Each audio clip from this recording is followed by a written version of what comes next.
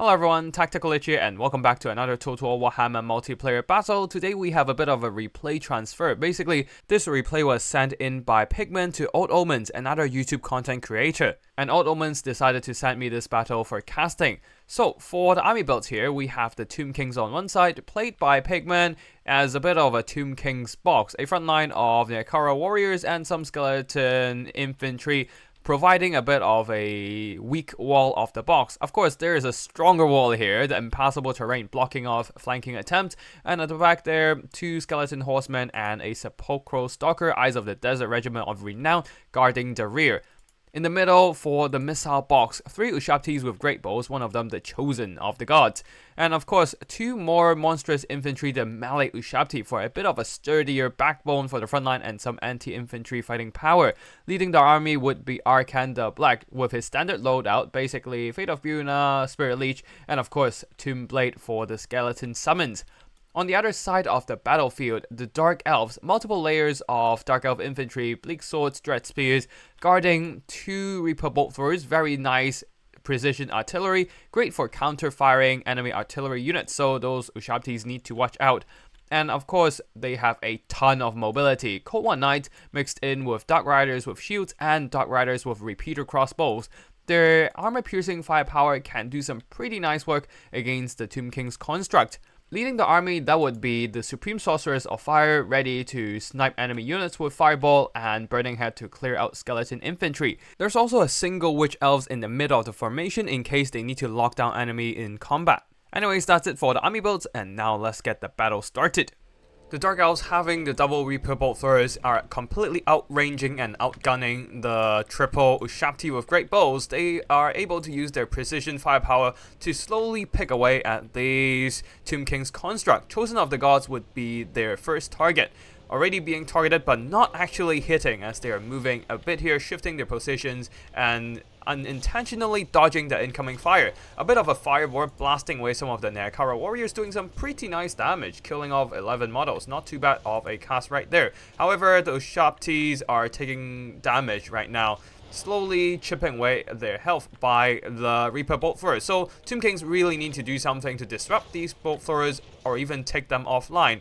Arkhan the Black will be moving straight for the Dark Elf formations here, no doubt trying to drop a big skeleton summon onto their formations just to disrupt their shooting, while buying time for the regular Ushabtis to snipe out the Reaper bolt throwers.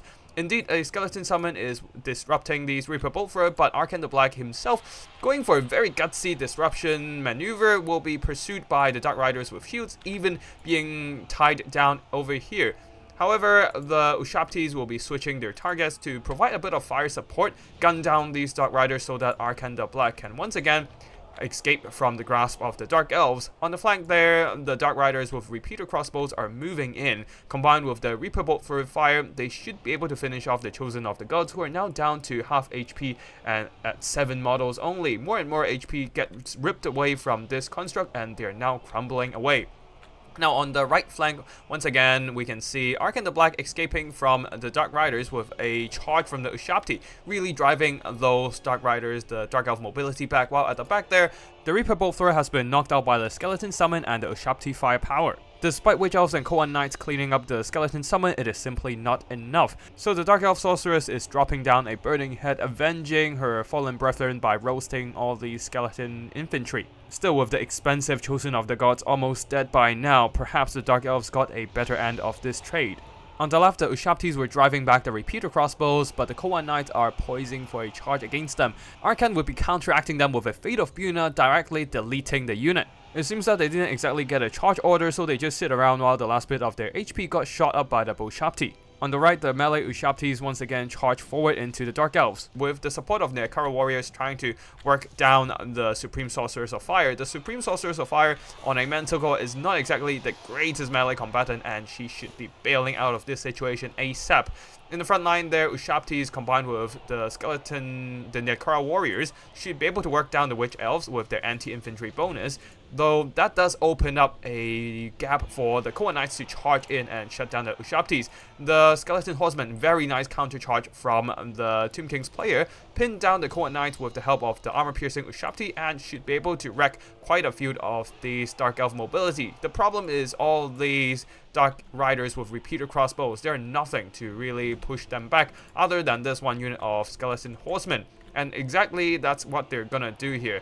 Moving straight for the Dark Riders, though the Dread Spears and Dark Riders, the regular ones with shields, would be able to intercept them and prevent them from hunting down those repeater skirmishing cavalry.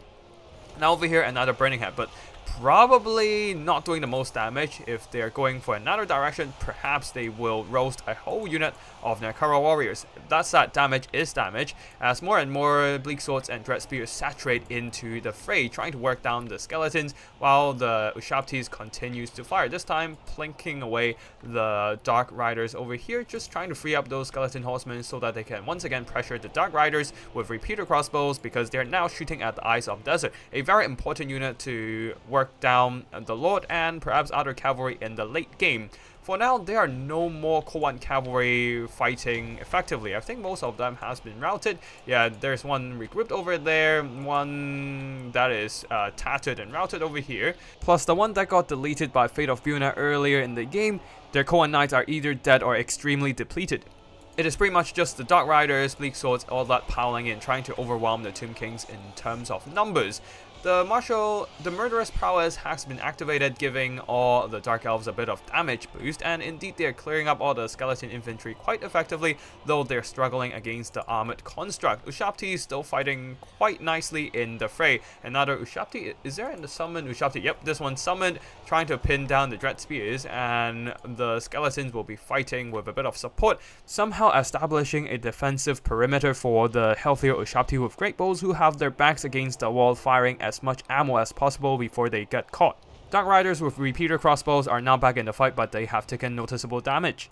They are not able to close in too much due to the melee unit presence of the Tomb Kings here. They are now shooting at the more tattered version of the Ushabtis with Great Bows, while one of them receiving a Fate of Buna will be deleted from existence. On top of that, the Ushabtis have turned around and are firing back. So the Dark Riders with repeater crossbows would have taken significant damage. On the far side there, the two Reaper Bolt Thrower crews, one of them being pushed off, has now gotten back online, plinking away at the healthy Ushabti, doing some pretty nice damage overall, I believe. Yep, getting 400 value, this one earning back their cost and then some more, since it has been firing away the whole time of the battle.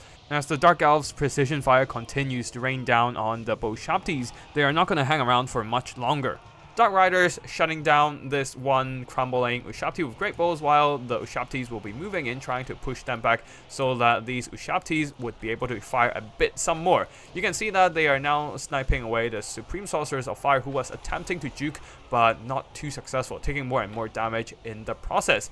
Another Skeleton Warrior pushing in to the Dread Spears and Bleak Swords, holding them back with the support of the Ushabtis, and the whole blob of Dark Elves are not effectively grinding away because they're basically tied down in this one small area when they could have just spread out and start pushing away at other sectors of the battlefield. For example, tie down the Ushabtis with Great Bows. And unfortunately, that is not going to be the case here, as more Ushabtis pile in and the Dread Spears will be receiving quite a bit of charge from the flank. The Ushabtis over here are also duking it out with the Dread Spears, but the problem are these two surviving repeater crossbows, chipping away the health of these armored constructs, as they do have some really nice armor-piercing firepower.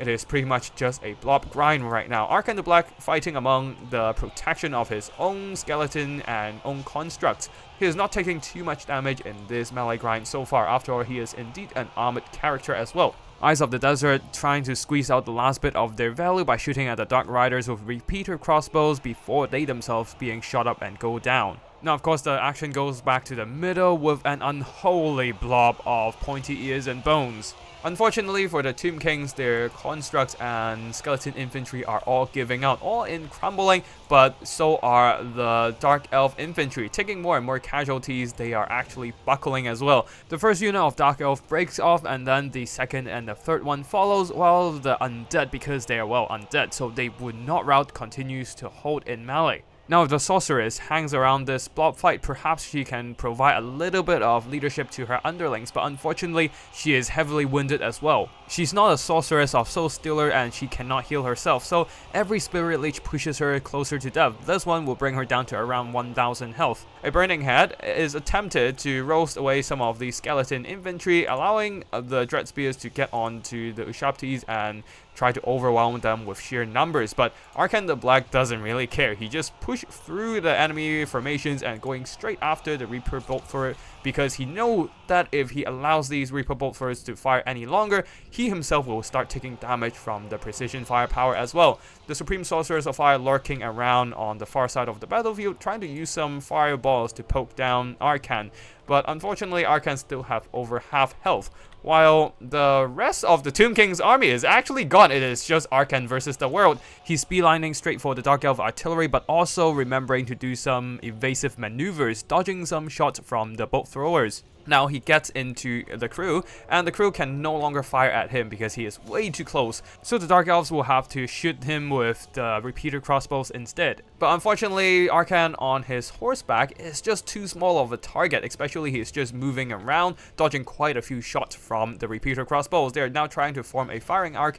to shoot at the Tomb King's Lord, but alas, it is not going to be too successful. While on the far side, Supreme Sorceress of Fire ate another Spirit Leech. I assume Arkhan the Black actually risked overcasting damage to extend that ability range, because a regular Spirit Leech has rather limited range, hitting around here. And Arkhan with his normal cast Spirit Leech definitely cannot reach the Sorceress in the tree line. This time we see an explosion on Arkhan, indicating that he has indeed taken overcast damage from upgraded Spirit Leech, trying really hard to reach onto the Supreme Sorceress of Fire to just take out that Dark Elf leadership. And once the Dark Elf Lord is gone, all these tattered units are breaking in terms of leadership, a significant impact on their morale. One unit starts routing, and then that leads to a chain rout. Other unit starts routing as well. Some of these has routed multiple times previously, so they might just be shattered straight up. They have suffered heavy casualties already, and then they were fighting a summoned skeleton that was dumped right on top of them. They are already struggling to hold, and then the death of their lord strikes despair into their hearts.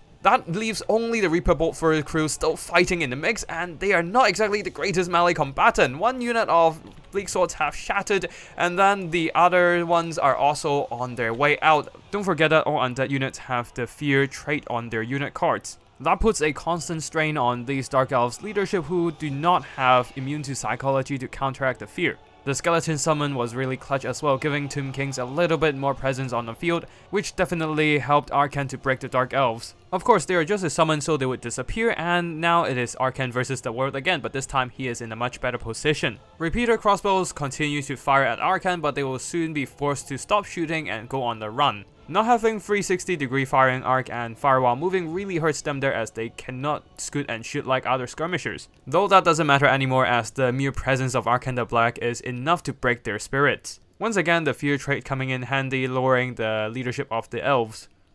Unfortunately for the Dark Riders, if this Dark Riders goes out of the map, it might dip their balance of power just enough for an army losses. Let's see what happens here. As Arkhan the Black continues to chase down these Dark Riders, we'll go into a bit of fast forward here, as this Dark Rider managed to regroup, tying down Arkhan the Black in melee combat, while the other one moved in a little bit close, trying to get an angle to shoot at Arkhan, but alas, they are not exactly getting that angle they need, as Arkhan was fighting in the middle of a tree line while surrounded by the Dark Elves friendly units.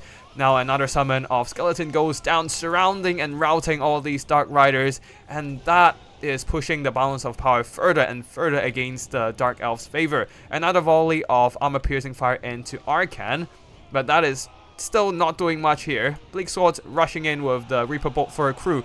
The Dark Elves are still fighting hard, but it does seem that Arkhan is dominating this fight. There are simply too many skeletons, and the Dark Elves, battered and exhausted, can no longer fight on. Army losses hit, and Arkhan managed to carry the entire game on his bony back. GG to both Pigman and Ronin for this extremely close battle.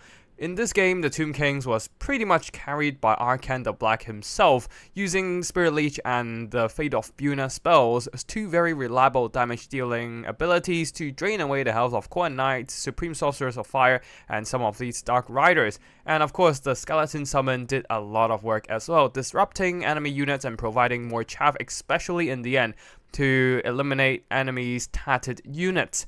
For the rest of the Tomb King's army, the constructs didn't do that much damage except one Ushabti with great bows who managed to survive till late game.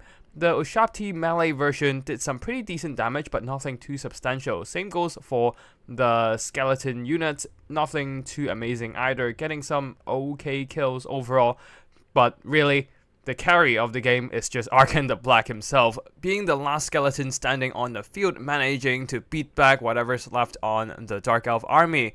For the Dark Elves, the Supreme Sorceress getting some okay damage and a lot of kills with Burning Heads, but nothing too amazing unfortunately, as her Manticore Mount ain't cheap either. The Court Knights getting very limited value as well, being deleted by a combination of Fate of Buna and the Armor Piercing Fire from the Ushabti with great bows.